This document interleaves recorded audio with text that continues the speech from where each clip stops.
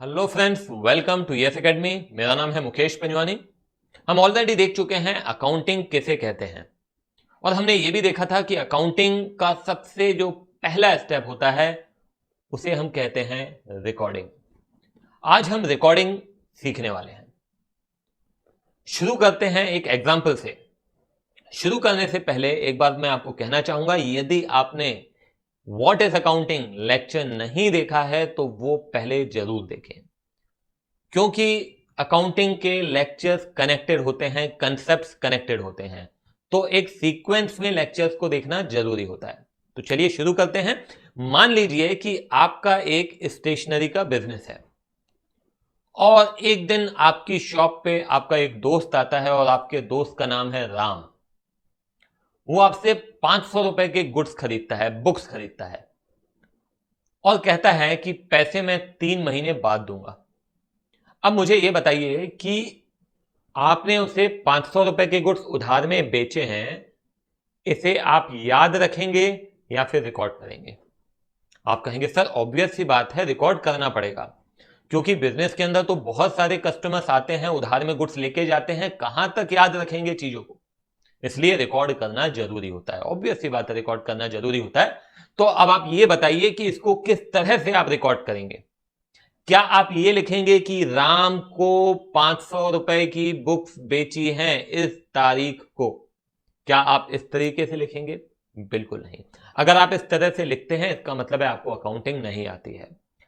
Accounting करने के लिए एक प्रॉपर सिस्टम को फॉलो करना पड़ता है, प्रॉपर प्रोसेस को फॉलो करना पड़ता है। और जब रिकॉर्ड करने की बात आती है तो रिकॉर्ड करने के लिए एक फॉर्मेट होता है और एक तरीका होता है। तो आज हम देखेंगे कि किस फॉर्मेट में रिकॉर्ड किया जाता है और कैसे रिकॉर्ड किया जाता है। ये जो रिकॉर्डिंग का जो तरीका है इसको हम कहते हैं journal entries, passing journal entries. इसका फॉर्मेट मैं आपको दिखाता हूं। ये देखिए फॉर्मेट आपके सामने है। सबसे पहला कॉलम आप देखिए डेट का कॉलम है। इस डेट के कॉलम में क्या लिखना है? जिस तारीख को ट्रांजैक्शन हो रहा है। मान लीजिए कि आपने गुड्स खरीदे हैं तो कौन सी डेट को खरीदे हैं वो यहां पे मेंशन करेंगे। उसके बाद जो दूसरा कॉलम आप देख रहे हैं वो है पर्टिकुलर्स। अब इस पर्टिकुलर्स में इस ट्रांजैक्शन की इंफॉर्मेशन को हम रिकॉर्ड करते हैं। जैसे मैंने राम को गुड्स बेचे हैं तो राम को गुड्स बेचे हैं ये इंफॉर्मेशन यहां पे रिकॉर्ड की जाएगी। इसको रिकॉर्ड करने का अपने आप में एक अलग तरीका होता है। आप ऐसा नहीं लिख सकते हैं कि राम को गुड्स बेचे। ये एक अलग तरीके से रिकॉर्ड किया जाएगा। कैसे किया जाएगा वो हम देखेंगे, थोड़ा सा पेशेंस रखना पड़ेगा आपको। तीसरा आप कॉलम देख रहे हैं वो है एल एफ। एल एफ आपको ये फॉर्मेट के अंदर ये कॉलम छोटा सा ड्रॉ जरूर करना है, मगर इसका यूज आपको करने की जरूरत नहीं पड़ेगी। हालांकि मैं आपको बता देता हूं कि इसका यूज कहां होता था। आजकल ज्यादातर अकाउंटिंग कंप्यूटर्स पे मेंटेन की जाती है तो इसका उपयोग अब नहीं होता है, मगर जब पुराने फॉर्मेट में मतलब बुक्स मेंटेन किए जाते थे, उन बुक्स के अंदर जब हम ये रिकॉर्ड करते थे तो वहां पे एक कॉलम होता था एलएफ। अभी भी काफी जगह बुक्स के अंदर ही अकाउंट्स मेंटेन करते हैं, वहां पे आप ये एलएफ का यूज करते हैं। रियल लाइफ में यूज होता है, मगर जब आप अभी पढ़ेंगे तो उसका यूज होने वाला नहीं है। आपको याद होगा मैंने स्टेप्स ऑफ अकाउंटिंग में सेकंड स्टेप आपको बताया था, दैट वाज क्लासिफाइंग। आपको यह भी बताया था कि यदि आपको एक बैग भर के मैं कॉइन्स दे देता हूं और मैं कहता हूं कि इसको गिनना है, तो आप सबसे पहले क्या करेंगे? वो पूरे कॉइन्स मिक्स हैं, 1 के, 2 के, 5 के, 10 के, तो आप कहते हैं ऑब्वियस सी बात है सर, पहले सबसे पहले हम उन कॉइन्स को अलग अलग करके रखेंगे, 1 के अलग, 2 के अलग, 5 के अलग, 10 के अलग। वैसे ही अकाउंटिंग का भी जो सेकंड स्टेप होता है वो यही होता है, जिसे हम कहते हैं क्लासिफाइंग। एक तरह के ट्रांजैक्शंस को अलग अलग करके रखा जाता है, जैसे कि परचेज के ट्रांजैक्शन अलग, सेल के ट्रांजैक्शन अलग, कैश के अलग, सैलरी के अलग। तो ये जो ट्रांजैक्शंस हम रिकॉर्ड करेंगे इसको अलग अलग करना है और अलग अलग करके कहां पे आप लिखेंगे?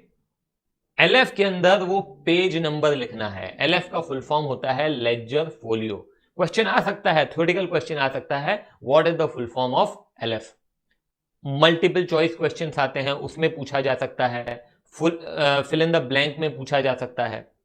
ठीक है, तो एलएफ का फुल फॉर्म है लेजर फोलियो। फोलियो मतलब यहां पे पेज नंबर की बात हो रही है कि ये कहां पे ले जाके इस ट्रांजैक्शन को आप पोस्ट करेंगे। ठीक है, हालांकि इसका अभी हम कोई यूज करने वाले नहीं है। चलिए, तो 3 हमने देख लिए कॉलम्स। पहला डेट, कब हो रहा है ट्रांजैक्शन, उसके बाद पर्टिकुलर्स, ट्रांजैक्शन की इंफॉर्मेशन, फिर आ जाता है एलएफ, कहां पे इस ट्रांजैक्शन को आगे चल के किस पेज नंबर पे पोस्ट करेंगे, और चौथा और पांचवा आप देख सकते हैं यह है डेबिट एंड क्रेडिट।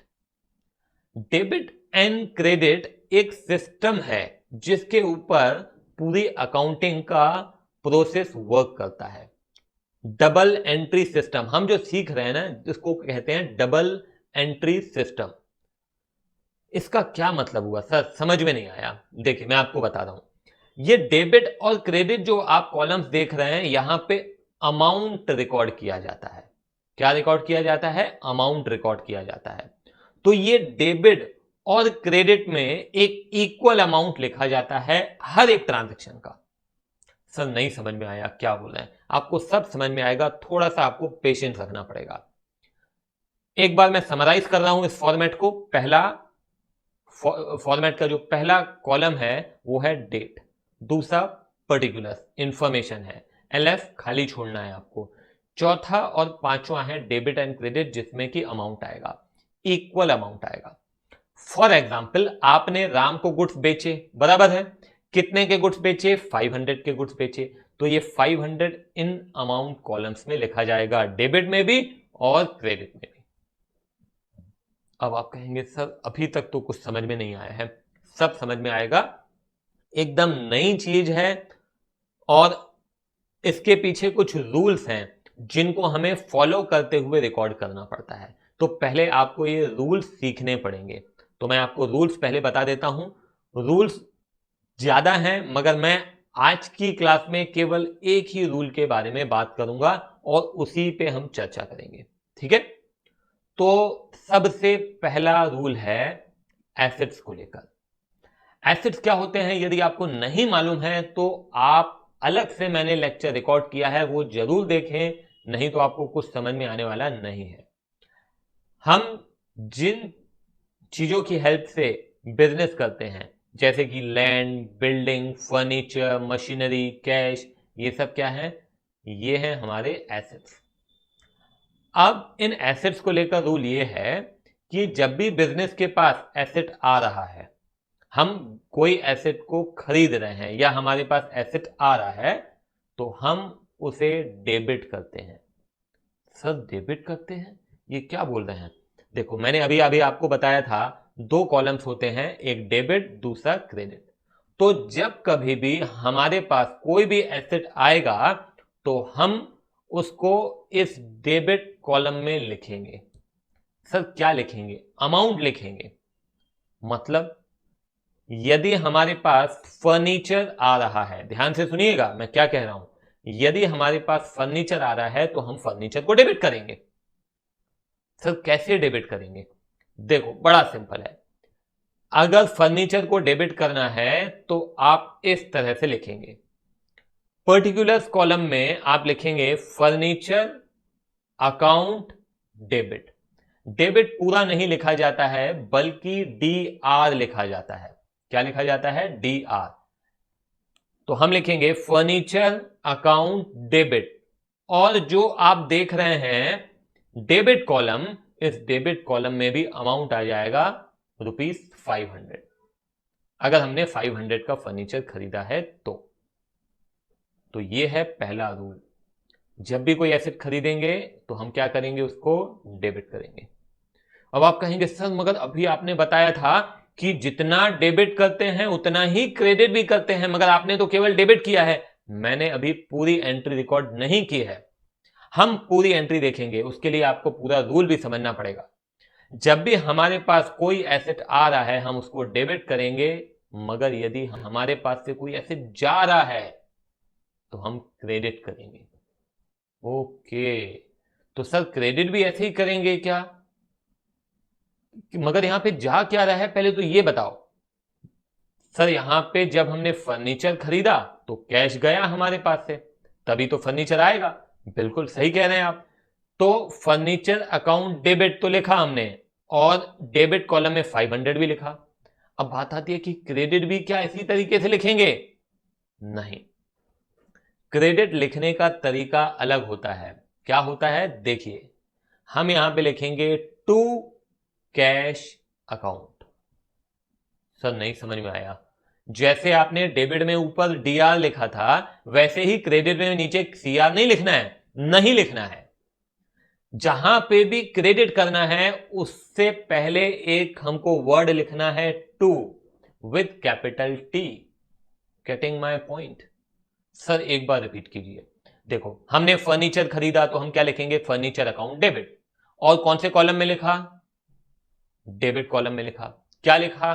कितने का फर्नीचर खरीदा।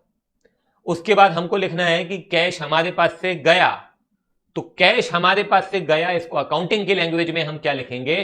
To cash account. अकाउंट भी, उसका भी हम शॉर्ट फॉर्म लिखते हैं A/C। ठीक है, तो हम लिखेंगे टू कैश अकाउंट। और ये कौन से कॉलम में जाएगा? क्रेडिट कॉलम में जाएगा, ₹500। Getting my point?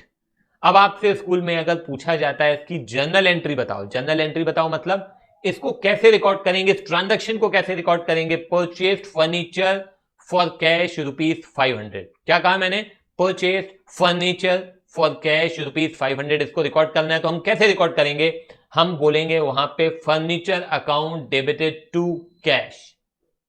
Getting my point? Sir एक एग्जाम्पल और दीजिए। थोड़ा सा कंफ्यूजन हो रहा है, समझ में थोड़ा थोड़ा तो आया है, मगर एक एग्जाम्पल और बनता है। बिल्कुल, एक एग्जाम्पल हम और देखते हैं। अब मैं आपको कहता हूं purchased machinery for cash. Machinery खरीदी हमने, तो अब क्या लिखेंगे?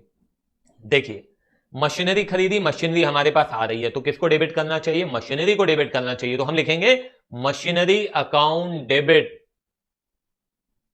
कौन से कॉलम में आएगा? अमाउंट कौन से कॉलम में आएगा? डेबिट कॉलम में आएगा। कितना? मान लीजिए आपने 500 का खरीदा तो 500 लिख दिया। फिर उसके बाद आप देखिए कि क्या जा रहा है हमारे पास से, तो हमारे पास से जा रहा है कैश, तो हम क्या लिखेंगे? To cash account. कौन से कॉलम में आएगा अमाउंट? क्रेडिट कॉलम में। डेट कॉलम में क्या होगा? जिस तारीख को ये ट्रांजैक्शन हुआ है, डेट कॉलम में वो ट्रांजैक्शन लिखा जाएगा। Is it clear? सर एक एग्जांपल और। अब आप बताएंगे मेरे को, परचेस लैंड एंड बिल्डिंग। अब बताइए कि इसमें क्या करना है? तो सर लैंड एंड बिल्डिंग खरीद रहे हैं, ऑब्वियस सी बात है। यहां पे हम लिखेंगे सर, जैसे आपने ऊपर लिखा था वैसे ही हम यहां पे लिखेंगे land and building account debited to cash account. बिल्कुल सही। अब आप डेबिट में कितना लिखेंगे? डेबिट में भी उतना ही अमाउंट आएगा, क्रेडिट में ही उतना अमाउंट आएगा। मान लीजिए 500 रुपए में लैंड एंड बिल्डिंग खरीदा, तो 500 लिखा हमने डेबिट कॉलम में और 500 लिखा क्रेडिट कॉलम में। यही सिस्टम फॉलो करना है। ठीक है, जब भी कोई एसेट आएगा डेबिट करना है, एसेट जाएगा क्रेडिट करना है। That is the very simple system. ठीक है, अब एक काम करते हैं, मैं एक और ट्रांजेक्शन आपसे पूछता हूं, आप मेरे को बताइए। Purchased goods for cash ₹500। क्या कहा मैंने? Purchase goods for cash ₹500। अब बताइए कि इसको किस तरह से रिकॉर्ड किया जाएगा? अब आप कहेंगे सर बड़ा सिंपल है, जैसे फर्नीचर खरीदा तो लिखा था फर्नीचर टू कैश, मशीनरी खरीदी तो लिखा machinery to cash, land and building खरीदा तो land and building to cash. वैसे ही सर यहां पे भी लिखेंगे goods account debited to cash. Very very simple. गलत। आपकी अप्रोच बिल्कुल सही है, जितनी आपकी समझ है उसके हिसाब से आपने आंसर सही दिया है, मगर ये थोड़ा सा गलत है। सर कहां गलत है? अकाउंटिंग के अंदर आपको ध्यान रखना है, जब भी हम गुड्स खरीद रहे हैं, क्या खरीद रहे हैं? गुड्स। गुड्स किसे कहते हैं? जिस चीज का हम बिजनेस कर रहे हैं। मैं स्टेशनरी का बिजनेस कर रहा हूं तो स्टेशनरी मेरे लिए क्या है? गुड्स है। मैं ग्रोसरीज का बिजनेस कर रहा हूं तो ग्रोसरीज मेरे लिए क्या है? गुड्स है। मैं कार का बिजनेस करता हूं तो कार मेरे लिए क्या है? गुड्स है। तो जब कभी भी मैं गुड्स खरीदूंगा तो गुड्स अकाउंट डेबिट नहीं लिखूंगा। तो सर फिर क्या लिखेंगे? यदि आप गुड्स खरीद रहे हैं तो आप लिखेंगे purchases account debited to cash. I am repeating, मैं कह रहा हूं जब आप गुड्स खरीदेंगे तो गुड्स अकाउंट डेबिटेड नहीं लिखेंगे, आप लिखेंगे purchases account debited to cash. Very very simple. बाकी फिक्स एसेट खरीदे आपने, machinery, furniture, land and building, ये जब आप खरीदेंगे तो इनका नाम लिखेंगे, मगर जब गुड्स खरीदेंगे तो क्या लिखेंगे? परचेजेस। तो अगर इतना क्लियर हो गया है तो अब एक काम करते हैं, आप फटाफट मेरे को बताइए कि सोल्ड फर्नीचर फॉर कैश की एंट्री क्या होगी फॉर ₹600। मैं रिपीट कर रहा हूं, सोल्ड फर्नीचर फॉर कैश ₹600। तो अब क्या हो रहा है, फर्नीचर आपके पास से जा रहा है और क्या आ रहा है उसके बदले में? कैश आ रहा है। कैश आ रहा है, फर्नीचर जा रहा है, कैश आ रहा है, फर्नीचर जा रहा है। तो कैश यदि आएगा तो किसको डेबिट करेंगे? कैश को डेबिट करेंगे। एंट्री क्या हो जाएगी? कैश अकाउंट डेबिटेड टू क्या जा रहा है? फर्नीचर। अब आप क्या लिख रहे हैं? डेबिट कॉलम में भी 600 आएगा, क्रेडिट कॉलम में भी 600 आएगा। डेबिट कॉलम का 600 आपको बता रहा है कि आपके पास कैश आ रहा है। कितना आ रहा है? 600 आ रहा है। पर्टिकुलर्स कॉलम आपको क्या बताता है? आपको कह रहा है कैश अकाउंट डेबिट, मतलब कैश आ रहा है। कितना आ रहा है ये कहां से पता चलेगा? ये आपको डेबिट कॉलम बताएगा। फर्नीचर जा रहा है टू फर्नीचर अकाउंट, कितने में जा रहा है तो वो किधर दिखेगा? वो आपको क्रेडिट कॉलम में दिखेगा 600। Getting my point? अब उसी प्रकार से मैं कहूं सोल्ड मशीनरी फॉर 600, तो अगेन सेम प्रोसीजर रहेगा। आप मशीनरी बेच रहे हैं, मशीन जा रही है और कैश आ रहा है। अब कुछ बच्चे एक गलती करते हैं, क्रेडिट ऊपर डेबिट नीचे, नहीं चलेगा। प्रॉपर सिस्टम है, डेबिट पहले लिखते हैं, क्रेडिट बाद में लिखते हैं। क्या कहा मैंने? डेबिट पहले, क्रेडिट बाद में। अब मैंने मशीनरी बेचा तो मेरे पास क्या आ रहा है? कैश आ रहा है, तो मैं क्या लिखूंगा? Cash account debited. मेरे पास से क्या जा रहा है? मशीनरी जा रही है, तो to machinery, cash account debit to machinery. Land and building बेचा, cash account debited to land and building. Is it clear? Very very simple. अब एक काम करते हैं, अब आप मेरे को बताइए कि यदि हमने गुड्स बेचे हैं तो क्या होगा? यदि हमने गुड्स बेचे हैं तो क्या होगा? अब आप यहां पे कहेंगे सर गुड्स बेचे हैं तो फिर हम लिखेंगे कि हमारे पास कैश आ रहा है। बिल्कुल सही कह रहे हैं आप, कैश आ रहा है। Cash account debited to purchases, गलत गलत। जब गुड्स खरीदते हैं तो उस वक्त गुड्स की जगह परचेजेस लिखा जाता है, मगर जब गुड्स बेचते हैं तो उसकी जगह सेल्स लिखा जाता है। सर रिपीट कीजिए, सर एक बार और रिपीट कीजिए। बिल्कुल, मैं कह रहा हूं जब हम गुड्स खरीदते हैं तो हम उनको परचेजेस लिखते हैं और जब बेचते हैं तो सेल्स लिखते हैं। तो हमारी एंट्री यहां पे हो जाएगी cash account debited to sales account. That is the entry. ठीक है, तो यहां पे आज के इस लेक्चर में मैंने एक चीज कवर की है, वो है एसेट्स। एसेट्स को लेकर क्या रूल है, तो ये बिल्कुल आपको बहुत अच्छे से याद हो जाना चाहिए ये रूल कि जब कभी भी एसेट्स आते हैं हम उनको डेबिट करते हैं, एसेट्स जाते हैं तो हम उनको क्रेडिट करते हैं। This should be very very clear. अगले लेक्चर में आने से पहले मैं आपको कहूंगा कि जितने भी ट्रांजैक्शन हमने आज पढ़े हैं उनको एक बार खुद से आप लिख के देखिए। This is very important, practice is very important. आप प्रैक्टिस नहीं करेंगे आप भूल जाएंगे, ये तय है। अगर आपको अपनी स्पीड बढ़ानी है, यदि आप जितना भी आपने सीखा है उसे आप रिटेन करना चाहते हैं, उसको स्ट्रांग बनाना चाहते हैं, तो practice is very very important. तो आज ही ये सारे ट्रांजैक्शन खुद से लिखने की कोशिश कीजिए और फिर अगले लेक्चर में हम मिलते हैं नए रूल्स के साथ, नए प्रकार की जर्नल एंट्रीज के साथ। यदि आपको वीडियो समझ में आया हो तो प्लीज इसे लाइक करें, सब्सक्राइब करें, अपने फ्रेंड्स के साथ शेयर करें और साथ ही साथ बेल आइकन को प्रेस करें ताकि अपकमिंग वीडियोस आपको मिले सबसे पहले। हम फिर मिलेंगे नए वीडियो में नए टॉपिक के साथ। Bye bye.